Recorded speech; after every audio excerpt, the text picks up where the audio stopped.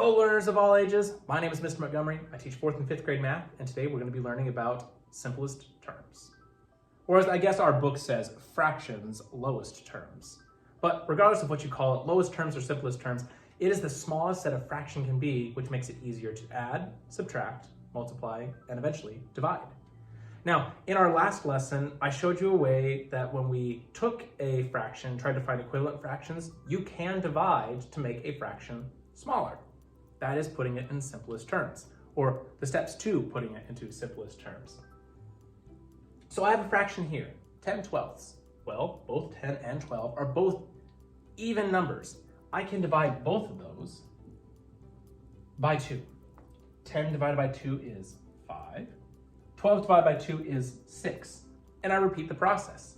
So I see 5 and 6. Well, 5 can be divided by 5, because 5 is a prime number. And 6 can be divided by 2 and 3, because it's an even number.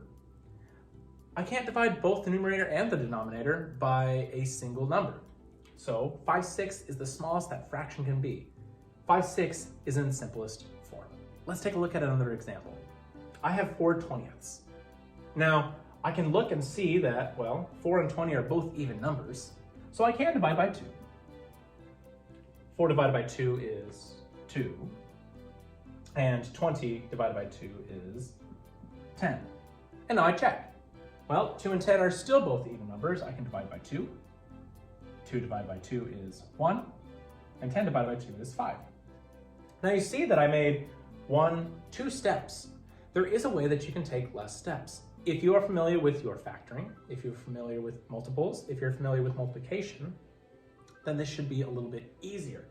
I'm going to take the same 4/20, and I know that 4 and 20 can both be divided by 4. 4 can be divided by 4 once, and 20 can be divided by 4 5 times. You see how I got the same answer, but I took less steps to get there. It is important that we work on our multiplication skills to make simplifying much easier. Let's do one last example. I have 2/7. Is there a number that I can divide both 2 and 7 by to make it more simplified?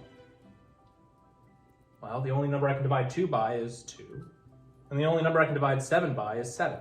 Both 2 and 7 are both prime numbers, which means they can't be divided to be any smaller than what 2/7 is. 2/7 is in simplest form.